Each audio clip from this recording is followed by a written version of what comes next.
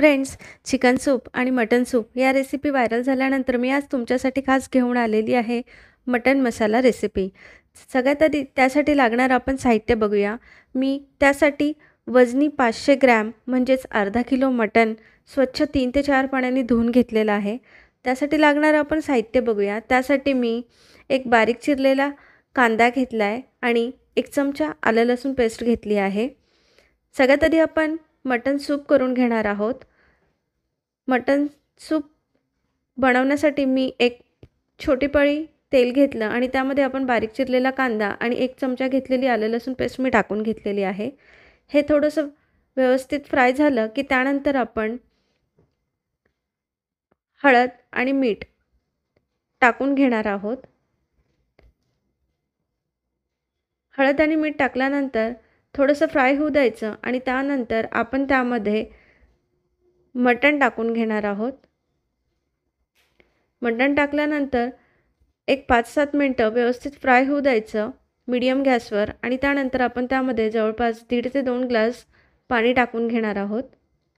1.5 ते 2 ग्लास पाणी टाकल्यानंतर आपण आता सुरुवातीला हाय फ्लेमवर ह्याच्या 1 ते 2 शिट्ट्या करून घेणार आहोत.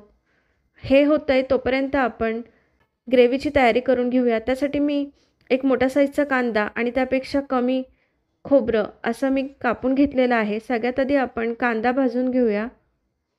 कांदा भाजताना सुरुवातीला मी असाच भाजत असते, म्हणजे त्यात मी तेल टाकत नाही. एक 5-7 मिनिटांनी मी त्यामध्ये एक 2 ते 3 टेबलस्पून तेल टाकते आणि व्यवस्थित लालसर होईपर्यंत त्याला चांगला भाजून घेत असते.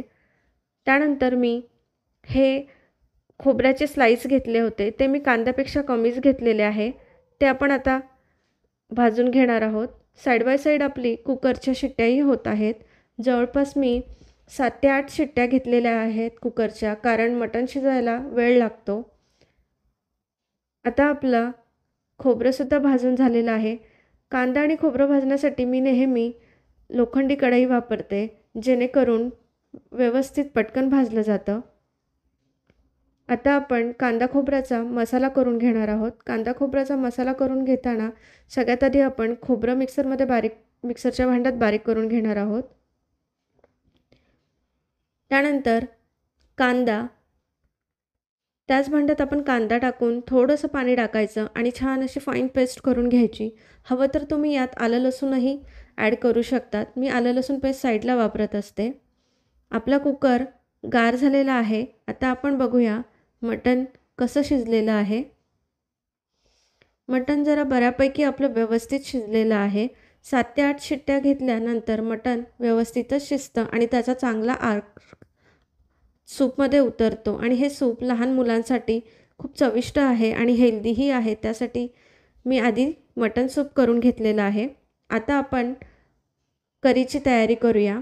मटण मसाला बनवताना सगळ्यात आधी मी कढईमध्ये 1 पळी तेल घेतलं. आता आपण यामध्ये तुम्हाला हवं त्यानुसार तुम्ही लाल मिरची पावडर किंवा लाल तिखट वापरायचं, धना पावडर, हळद आणि मिरची पावडर मी सगळ्यात आधी तेलात टाकून घेतलं. त्यानंतर आपला कांदा खोबऱ्याचा मसाला होता, तोही मी जवळपास सगळा यामध्ये घेतलेला आहे. हे सगळं व्यवस्थित मीडियम गॅसवर छान असं फ्राय करून घ्यायचं. फ्राय करताना गॅस मी नेहमी मीडियमच ठेवलेला आहे. आता यामध्ये मी 1 चमचा आलं लसूण पेस्ट टाकत आहे.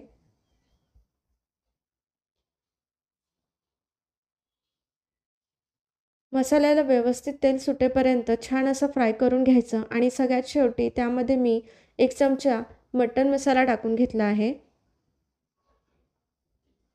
अशा पद्धतीने एकदम व्यवस्थित मी कांदा खोबऱ्याचा मसाला छान असा फ्राय करून घेतलेला आहे. या स्टेजला मी यामध्ये मटणाचं सूप आणि जे काय मटणचे पीस होते ते टाकून घेत आहे.